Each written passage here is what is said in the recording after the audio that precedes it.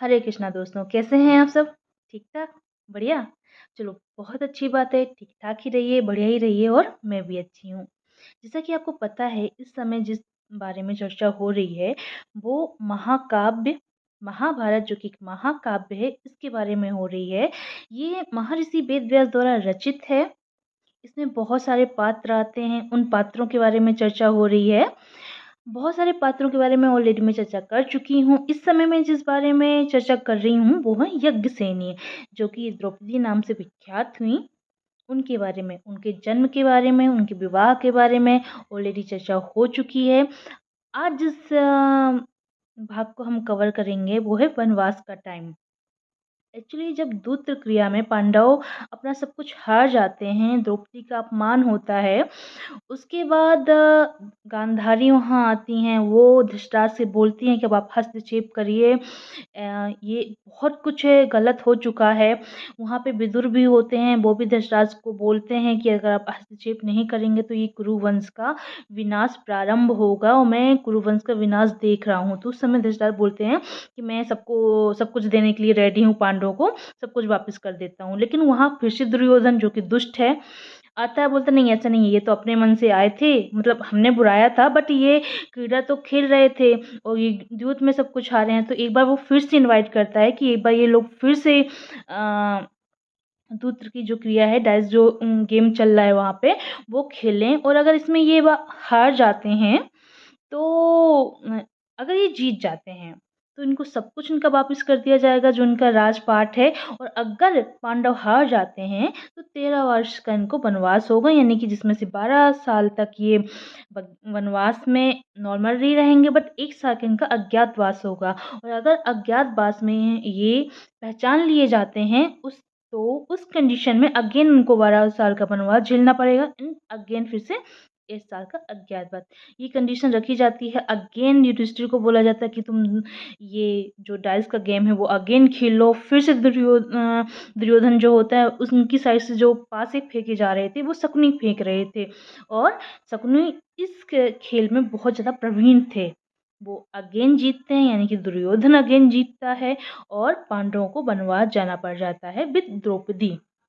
द्रौपदी भी इनके साथ जाती हैं। वो चाहती तो आराम से अपने मायका जो कि पंचाल है वहाँ जा सकती थीं। श्री कृष्ण जो की बहन सुभद्रा उनकी उधर भी जा सकती थीं, बट ये अपनी पति के साथ जो कि पांडव होते हैं उनके साथ ही वनवास जाना स्वीकार करती हैं और जाती हैं। वनवास में भी इनका जीवन सुखद नहीं था। ऑलरेडी जो वन में इतनी सारी प्रॉब्लम्स होती वो तो थी, साथ में दुर्योधन ने अभी भी शांत नहीं बैठा था।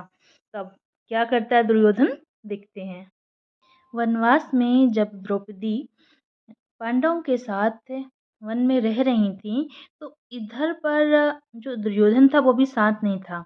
इसे कुछ न कुछ उपद्रव लगा ही रहता था। तो ये क्या करता है, जाता है दुर्वासा ऋषि के पास और उनसे बोलता है कि इस समय वन में युधिष्ठिर जी रह रहे हैं और वो जितने भी साधु संत आते हैं उन सबका बहुत स्वागत सत्कार करते हैं, उनके लिए भोजन की व्यवस्था करते हैं। तो आपको अवश्य उनके पास जाना चाहिए, क्योंकि जो दुर्योधन था उसको पता था कि दुर्वासा ऋषि को बहुत जल्दी गुस्सा आता है और अगर थोड़ा-सी भी त्रुटि होती है, गलती होती है तो वो उनको श्राप दे देंगे।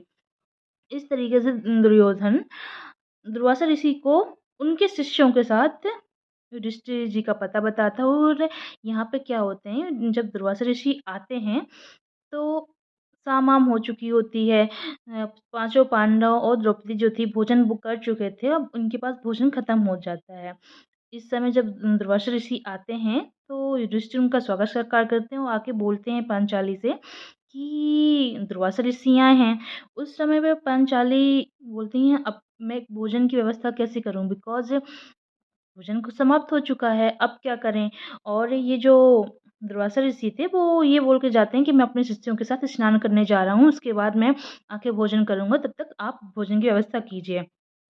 अब पांचाली के साथ-साथ युधिष्ठिर, भीम सब परेशान हो जाते हैं कि जो दुर्वासा ऋषि हैं, अगर उनसे साथ थोड़ी-सी भी गलती हो गई तो वो हमको ज़रूर अवश्य श्राप दे देंगे। पांचाली भी वहाँ पे परेशान होती हैं।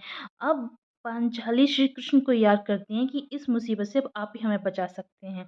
उस समय पे वहाँ पे श्री कृष्ण आते हैं और बोलते हैं ऐसा तो नहीं हो सकता कि कुछ भी ना बचा हो, कुछ मुझे भी दे दो। तो पांचाली बोलती हैं कि ये कोई हास प्रयास का समय नहीं है गोविंद, हमारे सामने एक दुविधा खड़ी हुई है, पर हम प्रॉब्लम्स में हैं कि दुर्वासा ऋषि आए हुए हैं और हमारे पास उनको भोजन कराने के लिए पर्याप्त अन्न नहीं है। तो श्री कृष्ण फिर से हँसते हुए बोलते हैं, अच्छा ठीक है, जिस पात्र में तुमने खाना बनाया था वो तो लेके आओ कम से कम। लाते हैं, द्रौपदी जी उस पात्र को लाती हैं, तो कृष्ण जी उस पात्र में देखते हैं और बोलते हैं, द्रौपदी देखो तुम तो झूठ बोल रही थी, तुम तो बोल रही थी कि कुछ भी नहीं है, देखो इस पात्र में एक चावल का दाना है। द्रौपदी जी कहती हैं कि आपको इस समय कैसे हास-परिहास सूझ सकता है, एक चावल के दाने से मैं दुर्वासा जी और उनके इतने सारे जो शिष्य हैं उनका पेट किस तरीके से भर सकती हूँ। तो श्री कृष्ण कहते हैं बात तो तुम सही बोल रही हो, तो एक काम करता हूँ ये चावल का दाना मैं खुद ही खा लेता हूँ। और उस एक चावल के दाने को जब श्री कृष्ण लेते हैं और तो उससे जो दुर्वासा ऋषि थे उनके जो शिष्य थे उन सबका पेट भर जाता है उस एक चावल के दाने से, भगवान श्री कृष्ण की माया से। तो अब जब दुर्वासा ऋषि जब नहा के जैसे ही आते हैं तो वो देखते हैं उनको भी डकार आई, उनके शिष्यों को भी डकार आई। उन्होंने फ़ील किया कि उनका पेट भर चुका है। अब वो सोचते हैं कि अरे! हमने तो बोला हुआ है कि हम आके भोजन करेंगे, लेकिन अब हम एक और भी खाएँगे तो हम अवश्य ही बीमार पड़ जाएँगे। तो अब क्या किया जाए? तो अपने शिष्यों से बोलते हैं कि एक काम करते हैं, हम आश्रम की साइड जाते ही नहीं हैं, हम यहाँ से ही आगे बढ़ जाते हैं, हमको जाना ही नहीं है, क्योंकि ये तो गलत हो गया कि हमने किसी से बोला भोजन कराओ, अब हम खाएँगे नहीं तो उनका भोजन बर्बाद होगा। तो दुर्वासा ऋषि वापस लौट के आश्रम में आते ही नहीं हैं, वहाँ से चले जाते हैं। तो दुर्वासा ऋषि के श्राप से इस तरीके से श्री कृष्ण युधिष्ठिर, भीम, नकुल, सहदेव, अर्जुन इन द्रौपदी जी को बचाते हैं यहाँ पर। 13 वर्ष के वनवास में द्रौपदी जी का 2 बार मांग भंग करने का प्रयास होता है। एक बार तो तब जब पांडव शिकार खेलने गए होते हैं एंड द्रौपदी जी अपनी कुटिया के द्वार के पर खड़ी होती हैं। वहाँ से जयद्रथ, जो कि धृतराष्ट्र का जमाता है, कौरव और पांडव का बहनोई है एंड दुशाला का पति है। दुशाला जो है कौरव की बहन एंड पांडव की चचेरी बहन है, उसका पति है जयद्रथ। वहाँ से निकल रहा होता है, उस समय वो द्रौपदी जी को देखता है। द्रौपदी जी जो थीं बहुत ज़्यादा खूबसूरत थीं, बहुत सुंदर थीं। उनको देख के ये मोहित हो जाता है और उनको पाने की इच्छा से उनका अपहरण करने की कोशिश करता है। द्रौपदी जी बहुत ज़्यादा विरोध करती हैं इस बात का, बट जयद्रथ की शक्ति के आगे वो हार जाती हैं। जयद्रथ जो था उनका अपहरण करने में सफल हो जाता है। जिस समय जयद्रथ द्रौपदी जी का अपहरण कर रहा होता है, उस समय वहाँ पर पांडव के पुरोहित धूम्र ऋषि भी उपस्थित होते हैं। वो जब ये देखते हैं कि जयद्रथ द्रौपदी जी का अपहरण करके उनको बंधक बना के लेके जा रहा है ज़बरदस्ती, तो वो आते हैं और जयद्रथ का कड़ा विरोध करते हैं। बट वो जयद्रथ से जीत नहीं पाते और जयद्रथ धूम्र ऋषि का भी अपहरण कर लेता है, यानी कि उनको भी बंधक बना लेता है और उनको अपने साथ लेके जाने लगता है। उसी समय पे वहाँ पे पांडव आ जाते हैं। वो जयद्रथ को पकड़ लेते हैं, द्रौपदी व अपने पुरोहित धूम्र ऋषि को फ्री करते हैं। जयद्रथ की इस कार्य से भीम को बहुत गुस्सा आया होता है। भीम जयद्रथ को मार देना चाहते थे, लेकिन उस समय युधिष्ठिर जी बीच में आते हैं और वो भीम को रोकते हैं कि भले ही जयद्रथ ने बहुत ही निम्न कार्य किया है, ये बहुत ही दुष्ट है, लेकिन हमारी बहन दुशाला का पति है और अगर हम इसको मार देंगे तो हम अपनी ही बहन को विधवा कर देंगे। हमें इसकी सज़ा हमारी बहन को नहीं देनी है, बट इसने जो कार्य किया है इसका उसे दंड अवश्य मिलना चाहिए। तो तुम एक काम करो, इसका सिर मुंडन कर दो, लेकिन इसमें सिर में 5 शाखाएँ छोड़ देना ताकि इसको इसका कृत्य याद रहे कि इसने क्या अपराध किया है। भीम बिल्कुल ऐसे ही करते हैं एंड जयद्रथ को चेतावनी देके छोड़ देते हैं। इस तरीके से ये एक बार घटना होती है जिसे द्रौपदी जी को फेस करना पड़ता है वनवास के टाइम पे। एंड जो दूसरी घटना होती है वो अज्ञातवास के टाइम पे होती है, जब पांडव मत्स्य देश में होते हैं, राजा विराट के देश में होते हैं। उस समय ये सभी अपना असली वेश छुपा के एक दूसरे ही भेष में रह रहे होते हैं। युधिष्ठिर कंक बने होते हैं, भीम उनके रसोइया बने होते हैं, एंड द्रौपदी जी सुरेंद्री बनी होती हैं, जो कि रानी के केसों को संवारती हैं, कि विराट की जो पत्नी होती हैं उनके केसों को वो बहुत ही अच्छे से सजाती थी। एक समय क्या होता है, कीचक द्रौपदी जी को देख लेता है एंड वो द्रौपदी जी के ऊपर मोहित हो जाता है। वो एन केन प्रकार ने किसी भी तरीके से द्रौपदी जी को पाना चाहता है। एक बार तो द्रौपदी जी उसको बोलती हैं कि मेरे 5 गांधर्व पति हैं, यदि तुमने मेरे साथ कोई भी दुष्टता की तो परिणाम अच्छा नहीं होगा। बट कीचक बहुत ज़्यादा दुष्ट था, और जो मत्स्य देख के राजा विराट थे वो भी कीचक का कुछ नहीं बिगाड़ सकते थे, उससे कुछ नहीं कहते थे, बिकॉज़ ये बहुत ज़्यादा बलवान था और जितनी पूरी सेना इसका ही आदेश मानती थी। एक बार क्या होता है, जब कीचक द्रौपदी जी के साथ अभद्रता करता है, उस समय जो द्रौपदी जी होती हैं वो भरी सभा में जाती हैं, तो राजा विराट से इसकी शिकायत करती हैं कि देखिए ये जो कीचक है मेरे साथ इस तरीके का व्यवहार कर रहा है, आप इसको दंड दीजिए और मुझे न्याय दीजिए। उसी समय पे कीचक आ जाता है और भरी सभा में वो द्रौपदी जी पर लात से आक्रमण कर देता है, उनको मार देता है, पैर से मार देता है। अब द्रौपदी जी को बहुत बुरा लगता है।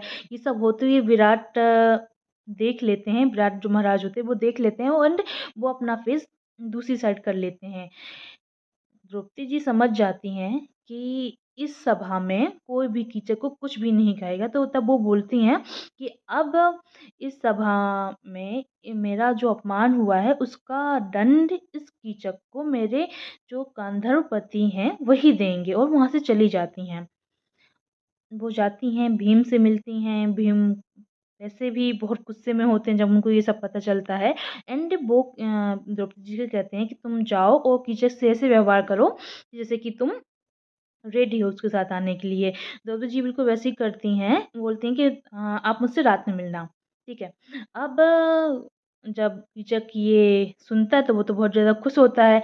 ये अपना झूमते-झामते अपने कक्ष पे पहुँचता है। वहाँ पे द्रौपदी जी की जगह पे आए होते हैं भीम, और भीम के साथ कीचक का युद्ध होता है, और भीम जी इसको बहुत बुरी तरीके से मारते हैं। इसकी सारे आते-पाते बाहर निकाल देते हैं, इतनी बुरी तरीके से मारते हैं, एंड वहाँ से चले जाते हैं। जब सुबह होती है तो सुरेंद्री जी जो कि द्रौपदी जी हैं वो आती हैं और कहती हैं कि देखो आप लोग नहीं मान रहे थे ना, अब देखिए मेरे पति जो कि गांधर्व हैं एक, उन्होंने किस तरीके से कीचक को दंड दिया है, आइए आप सभी देखिए।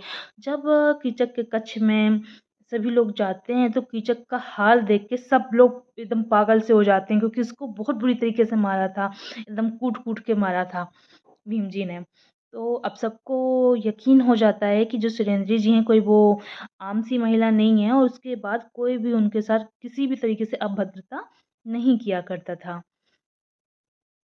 ये तो हुई वनवास एंड अज्ञातवास की कहानियाँ या प्रॉब्लम जो कि द्रौपदी जी फेस करती हैं। अभी आगे और भी बहुत कुछ है, वो मैं अपनी नेक्स्ट वीडियो में बहुत जल्दी लेके आऊँगी।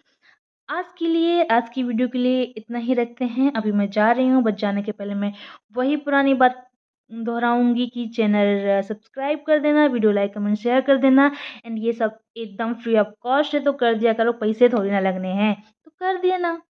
ठीक है? तब तक के लिए जय श्री कृष्णा।